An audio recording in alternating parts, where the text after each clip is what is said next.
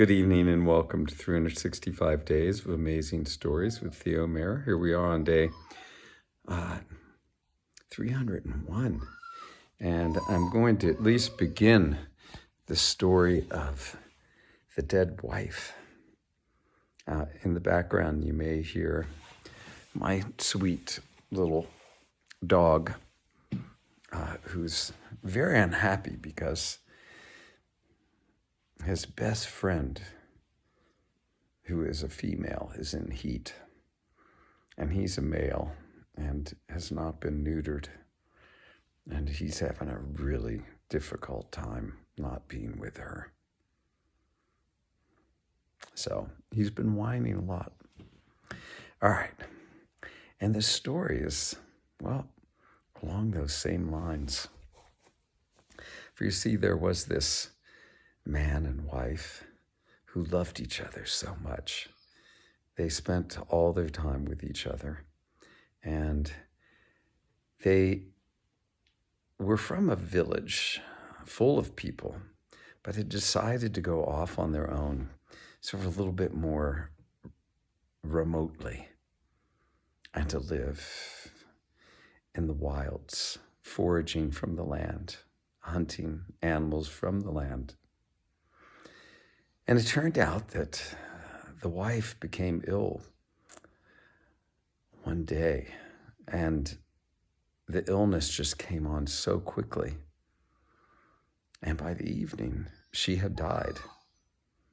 And the poor husband was, of course, heartbroken and didn't know really how to carry on without her.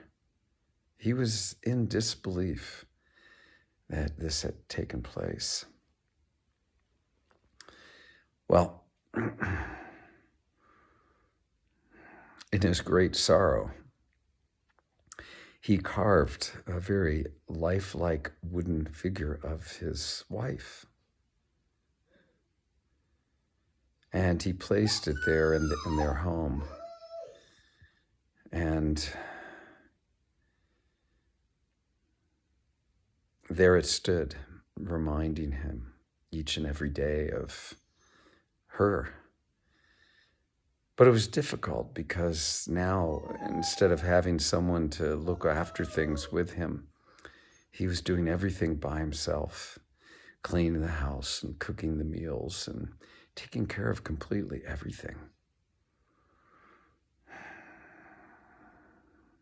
One day, though, he came back from having been out all day, and he found that there was a fire already lit inside the house.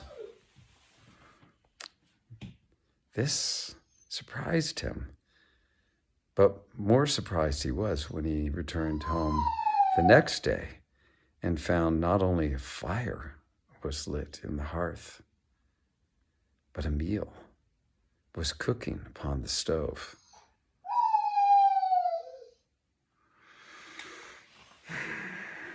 Well, day by day, more and more things began to be done.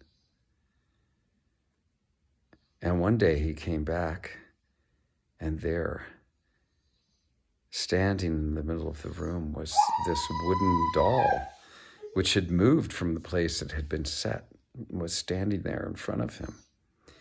And it talked to him, and it said, "You know, it is because of your great love that the Great Spirit has allowed